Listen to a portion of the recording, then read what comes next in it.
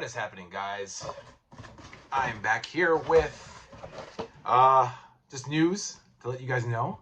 I have completed volume 3 of Wolverine, not Back to Basics, Blood and Claws. That's what it is, Blood and Claws. Really good stuff, guys. I was thinking maybe I'll do like a hybrid, like this, a video, and then I'll do a summation of everything on my communities tab. Because I feel like I forget some stuff, some information, some stuff that would be pertinent and helpful to you guys. But I just wanted to quickly let you know that I finished it finally, volume 3, which was really, really good stuff. I started it yesterday and finished it today. So it took me, what would we say, guys? A day, maybe 2 days total. Yesterday, today would be 2 days. But if I started it yesterday, it took me 1 day to finish it, which was today. So I don't know, 1 to 2 days, we'll just say. I'm a very fast reader, guys. I know some people that it takes weeks to, to read one of these books. So yeah, I got, according to my app, guys, I still have 158 more epics to read. So I'm trying to get them pretty quickly. So I'm going to probably start volume 6, which is going to be Inner Fury. Over there, it's right over here. Here, I'll just show you guys right here. This is what I'm reading next, Inner Fury, volume 6. There's no volumes 4 or 5. So we go from here, volume 3, to volume 6, Inner Fury. I wanted to talk about this real quickly, guys. In this covers the years of 1990 to 1991. Larry Hama takes over as the writer, the predominant writer from Archie Goodwin and Joe Duffy. The predominant artist in this one is Mark Silvestri. So Mark Silvestri, who did Uncanny X-Men from 1987 to 1990, jumps on Wolverine. So you got Larry Hama, Mark Silvestri, really awesome stuff, guys. It covers Wolverine numbers 31 to 44, and 2 graphic novels, the Marvel graphic novels, Wolverine Bloodlust and Wolverine Bloody Choices. Again, covers 1990 to 1991. You guys can see that. Pretty good assortment of stories here, guys. We start off with, what is it? Another drug story. Wolverine dealt with a previous drug, designer drug being created by this Central American dictator and all these people. Here, it involves the Yakuza. You know, Wolverine in this volume, I'll just tell you, Wolverine drifts further away from Madripoor. We're not really in Madripoor as much anymore, like the first 2 volumes. Wolverine is kind of, not even kind of, he is. I hate when people say sorta and kinda, so I'm just going to say he is. He moves away from Madripoor and goes all the way around the world. He goes to Japan, he goes back to America, to the X-Mansion, goes to Venice, throughout this book. Because now the X-Men have formed back together. They've now departed from Australia. Wolverine and the X-Men are now back in the X-Mansion, because now it's, you know, like I said, 1991. The X-Men are back together. Xavier is back with the X-Men. But they don't really make that much of an appearance in this one. Actually, later on, I actually just finished the last 8 stories. I read 8 stories yesterday and 8 stories today.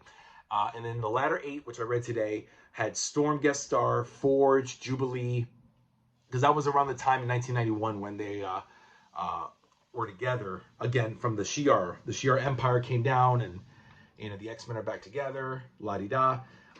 Real quick, guys, I just wanted to show. It's so cool because I finally got to read the issue where Albert and LCD. I don't know, for those of you who don't know, the Reavers, the cyborgs, the Reavers created a 5-year-old little girl who's a cyborg to kill Wolverine. And I don't want to, God, I want to tell you guys the story. I really do, but I don't want to spoil it for you. It's a really good story, but we get Spider-Man, not Spider-Man, sorry guys. Wolverine, we get Wolverine's, I was thinking clone, so that's why my brain was thinking spider clone, but actually I meant a Wolverine cybernetic clone named Albert, and LCD, created by Donald Pierce, Lady Deathstrike, the Reavers. So, they're a thorn in Wolverine's side. Really great artwork by Mark Silvestri, guys. Look, I love the way he makes faces. The male, you know, Wolverine's face, girl faces. It's just so beautiful. Kind of like John Buscema, you know, who also did Bloody Choices with Tom DeFalco. I'll get to that in a second, guys. But really good stuff. I was mentioning before the Yakuza. Wolverine fights the Yakuza and this creation of a designer drug. That's issues 31 to 33. Then with 34, Yeah, he goes to Canada. That's another. He goes to Vancouver, Canada. Fights. He finds a serial killer. I don't know if he's a serial killer, but he's just this really bad dude named Ike. But there's also a monster trailing them, and Wolverine is like hiking it with these two Mounties. These Canadian mounted police guys, and it's just action galore, guys. Really good. Then we get issues 35 to 37, which was actually one of my favorite arcs. It was a 3-issue storyline where Lady Deathstrike causes a time vortex, gateway. Now the Reavers, they have the Australian Outback back. They have Gateway, who no longer works with the X-Men. He's now back with the Reavers. And he creates this time vortex where he sends Wolverine and Puck and Lady Deathstrike back to 1937 in Spain during the Spanish Civil War. And there they meet Ernest Hemingway. This is the arc that I really always wanted to read, about Albert, LCD, and when Wolverine and Puck go back in time. They, I get Marvel not wanting to. Marvel didn't want to have to pay money to the Ernest Hemingway estate, so they had to actually change his name to Ernesto. But it's Ernest Hemingway. You could tell it's Ernest Hemingway. It's really cool. I mean, Ernest Hemingway, for those of you who don't know, was a writer who wrote a lot of really neat books back in his day. Neat books, really good books. The Sun Also Rises, For Whom the Bell Tolls, A Farewell to Arms, a lot of stuff. He ultimately committed suicide because he was not right in the head. He was an alcoholic. He was a womanizer. He fucked a lot. He fought a lot, like fought in bar fights, like Wolverine. Ernest Hemingway was a kindred spirit of Wolverine in a lot of ways. Check him out. Look up Ernest Hemingway. That guy lived an incredible life, and he ultimately took his own life when he got bored with life. So it's a bummer. Suicide is not a good thing. I hope YouTube doesn't monetize me. I know you can't say that word anymore or whatever. Took his life, But anyway, whatever. I digress a little. Ernest Hemingway appears and he helps out Wolverine and Puck against Lady Deathstrike and the Nazis. Really fun story. And then that was yesterday. Oh, and Bloodlust. Wolverine Bloodlust was written by Alan Davis, written and drawn by Alan Davis and Paul Neary, the frequent collaborators. It was really cool. The Bloodlust had Wolverine. Wolverine is up in, I think it was Canada, and he's not necessarily possessed, but he's there's this band of beasts or whatever, and they're killing people. And Wolverine can see it, he feels it, and he's like becoming, I guess, possessed, for lack of a better word. He's possessed by this renegade group of beasts. There's a good side of beasts, and then there are these bad horde of beasts. And Wolverine can see when they kill and murder, and he's like, oh, am I doing it? Am I doing that? But he's not. Oh, spoiled it. Sorry, guys. Read the book. Read the story. It's called Bloodlust, Wolverine Bloodlust. It's in volume 3. I feel bad. Sorry, guys. I was trying to be a little. I want to give you guys some information so that it sounds cool and sounds worth reading, but I don't want to spoil it for you guys. Yeah, just read it. Trust me. It's called Wolverine Bloodlust. And then today I read 38 through 44 and Wolverine Bloody Choices. Bloody Choices is also a graphic novel where he and Nick Fury once again team up, where they take down this child molester, this real sicko guy named Bullfinch. And of course, Wolverine and Fury come at blows. They like each other, they respect each other, but they come to blows, and one of them has to do the right thing and whatever. And then in 38 to 44, again, I mentioned LCD and Albert, who are created by the Reavers, go find Wolverine. Storm makes an appearance, and somewhere along the, oh God, I don't want to ruin it, guys. Somewhere along the line, things change, alliances change, and Wolverine actually becomes like a father figure to LCD, who's a little 5-year-old girl. Look at this art. She's taking her head apart and putting it back together. How do I do this, guys? How do I make? I want to tickle your asses with a feather. Go out and buy it, guys. It's Blood and Claws, okay? It's 456 pages. It's a really neat assortment.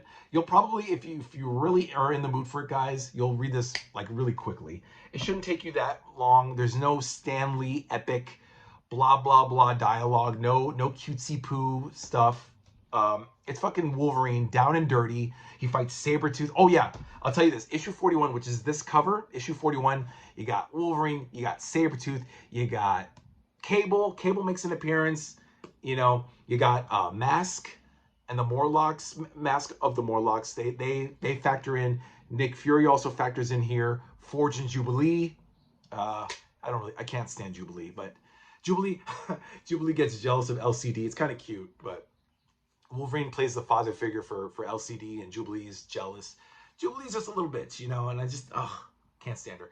Forge tries to haul her in, you know, rein her in and be like, Jubilee, relax, okay? She's not a she, she's an it. There's a constant going around of them bantering about it's not a she, it's not a her, it's an it. She's a robot. She's a 5-year-old little looking robot. And they try to tell Wolverine, you know, because oh god, guys, I don't know. I read the book. If you can find it, read it. Okay, here's what I'll tell you. Okay, so LCD is supposed to kill Wolverine because she's created by the Reavers to destroy Wolverine, and Albert, who is the cybernetic clone of Wolverine. But somewhere along the way, excuse me. I'm so excited, guys. I really want you guys to check this out. Somewhere along, LCD has a change of heart, and Wolverine becomes her protector. Let's just put it that way. It's really interesting. It's really neat and unique how Larry Hama just changes what you feel is going to be a life and death struggle for Wolverine, because becomes something entirely unique, something entirely like out of left field. You're like, whoa, like Wolverine is the man. I'll be honest with you guys. I had reservations about reading Wolverine because I thought, God, there's so much history in Wolverine, so much backstory, so much, you know, stuff that I think I'm going to be like, oh my God, I can't keep up with this. So far, so good, guys. I haven't had that problem with the last 3 volumes, 1, 2, and 3. This is the 3rd. So Magic Poor Knights, Back to Basics, and this one, Blood and Claws, really good stuff. And yeah, you get Wolverine battling Lady Deathstrike, his former lover, Yuriko Oyama. There's also a connection for you guys if you read the New Mutants, issues 90 and 91. This kind of continues. It's not a crossover, but it continues because that was when Sabretooth was fighting Caliban and the Mask and the Morlocks. So this kind of, I hate saying kind of, this does complete that. It's a tail end of that saga in New Mutants in Wolverine number 41, 42. It's like a little 2-parter there. And yeah, I really liked it, guys. Trying to think. I don't want to forget anything good about you guys. This is like, and I know I please forgive me, guys. I know I didn't make a review on this, but my summation in the community tab is pretty much as it is. Lots of good stuff. Wolverine 17 to 30. Archie Goodwin, Joe Duffy writing. You had Walter Simonson doing the Jungle Adventure. You had what was it? Archie Goodwin and Howard Chaykin doing the Scorpio Connection. I know I piggybacked this with Blood and Claws, guys. Sorry, I just felt bad that I didn't give you guys a proper video for this. Volume 2, Volume 3, guys. Wolverine, really awesome, good stuff. You know, look at that back cover. I forget what issue that's from, but read it though. Read it, and that's it, guys. All right, how did I do? You guys like it? You guys love it? Leave your comments down below, guys. I'm gonna actually still do a summation like I did with Volume 2 for this one because I just feel like I forgot some stuff, guys. Forgive me, guys. I am hungry, and tonight is WrestleMania 40 Night 2. All right, guys. You like this format? I think I'm gonna do like a hybrid, a video with a summation in the communities tab. Let me know what you guys think. I love to hear your comments, guys. I love it, guys. Thank you for the support. You guys have helped me turn around because I used to be kind of like a troll myself, being very jealous of people. If I can confess something to you guys, I was a bit of a troll in the beginning because I wanted what other people had, you know, and then I learned, you know what? Hey, stop being an asshole, stop being a troll. You got this stuff here, read it, talk about it, and comment. So, you know, guys, if you guys want to hit, you know, take a swipe at me. I deserve it. But thank you guys for not. So far, you guys have been excellent and shown me the error of my ways. And that's how it should be. You know, I love you guys, okay? Have a great night. Read volume 3 and volume 2. And I'll get back with the next video, volume 6, Inner Fury. All right, guys. Have a good day. Enjoy the rest of your Sunday, and I'll see you next time. Bye.